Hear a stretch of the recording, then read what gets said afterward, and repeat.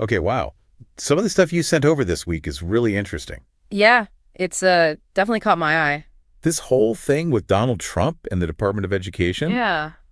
I mean, it's got everybody talking. Well, it certainly got people online fired up, that's for sure. Right, and especially it seems like his supporters. Yeah, some of them are not happy. Some of them are really not happy about it. This is a deep dive into how some of Trump's MAGA supporters are reacting to his pick for Deputy Secretary of Education Peggy Schwinn.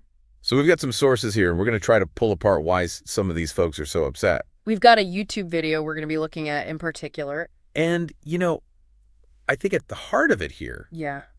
is this apparent contradiction. Mm-hmm. Trump has talked about at least wanting to downsize, if not eliminate, some federal departments like education. Right.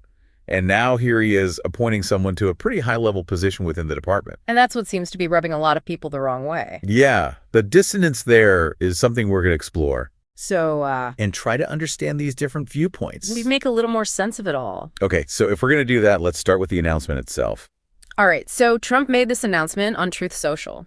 He said it was his pleasure to announce that Peggy Schwinn would be the next United States Deputy Secretary of Education. Right, and then he goes on to, give her background and her qualifications. And he spends quite a bit of time on she was the commissioner of the Tennessee Department of Education. She spent a good deal of time at the Texas Education Agency. Yeah. In a bunch of different roles. Deputy Commissioner of Standards and Engagement.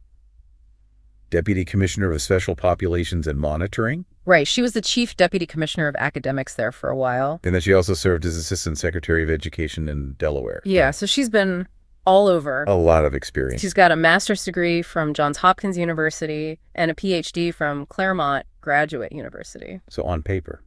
Right on paper. It looks pretty good. Very impressive. Right. But then you see these reactions from some of Trump's most hardcore supporters. Yeah, and this is where it gets interesting. This is from this YouTube video that we have here. And they're not holding back. Oh, no. They're definitely letting their feelings be known. They're very, very unhappy about this. And they're not mincing words about it either. So let's look at some of those comments. Like Ken G says, why are we staffing this department up?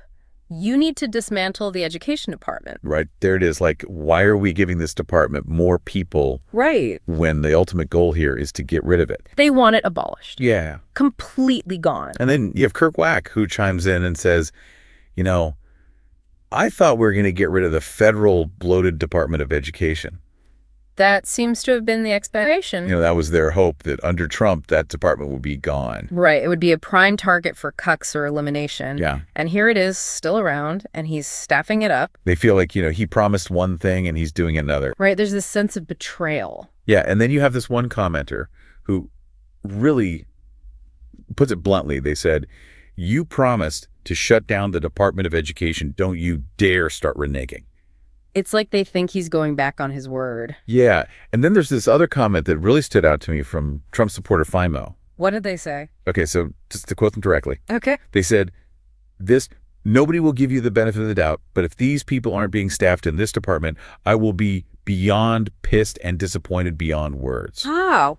Strong words, A right? very strong reaction. Yeah, and the way the YouTube host interprets this, I think, is pretty insightful. Yeah. What's their take on all of this? They're pointing out that it's pretty contradictory to want the department to be dismantled, but then also be furious when someone's appointed to help run it. Right. It doesn't quite add up. Yeah. How can you be mad that a department you want gone is being staffed? It's like they want it to be dismantled, but they want it to function perfectly while it's being dismantled. Right. And the host doesn't pull any punches. No, they're pretty sarcastic about it. They're basically saying, like, why are you even upset about this if this is what you want? It's kind of funny in a way. Yeah, but the host also suggests that this might be a sign of a much bigger issue.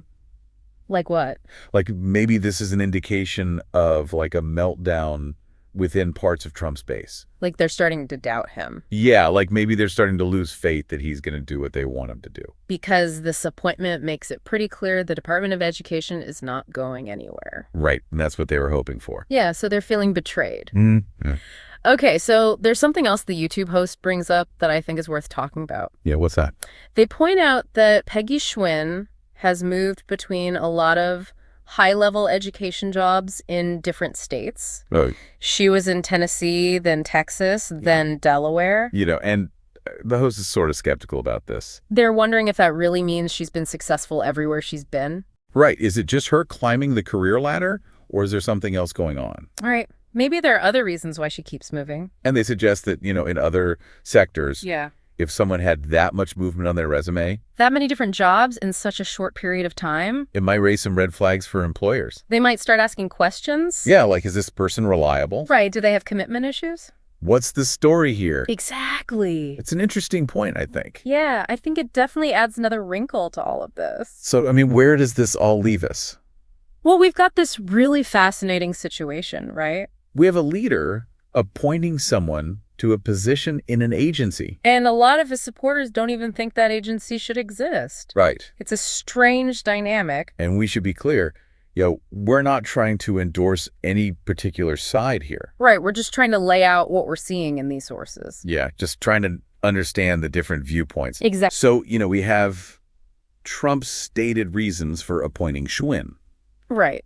He's emphasizing her qualifications, Her experience. her support for school choice. Her commitment to states' rights. Yeah, and, this idea that she will help return education back to the states. That seems to be a big part of his platform. Right, and then on the other side, you have some of his supporters who are dead set on getting rid of the Department of Education entirely. And they see this as a move in the wrong direction. And they're not afraid to say it. No, they're making it very clear. So you have these two very different, very conflicting viewpoints. Within the same political movement. Right. It really highlights how messy things can get. Yeah, and, I think if we take a step back from this specific situation, Okay. what we're seeing here is just how complicated political promises can be. Promises are easy to make, but hard to keep.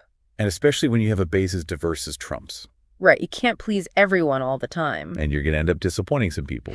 And it seems like that's what's happening here. Okay, so let's just rewind for a minute and summarize the key points. Okay, let's do a quick recap. So Trump picks Peggy Schwinn to be the Deputy Secretary of Education. He talks about her impressive resume. Her commitment to school choice, all of that.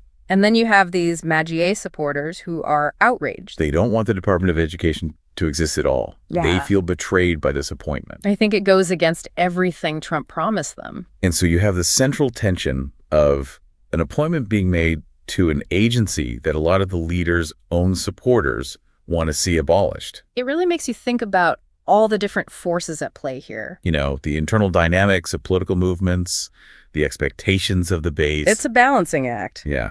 And it seems like it's pretty difficult to keep everyone happy. So we've given you a lot to think about here. So as you're listening to all of this, what are your takeaways? What does this situation say about the relationship between political leaders and their supporters? How can we apply this to understanding other political situations? What does this tell us about the challenges of leading a diverse coalition? It's a lot to unpack. And we hope this has given you some food for thought. As always, there's more to observe and analyze when it comes to politics and society. We'll keep digging and see what else we can find. Yeah, tune in next time. All right, see you then. See ya.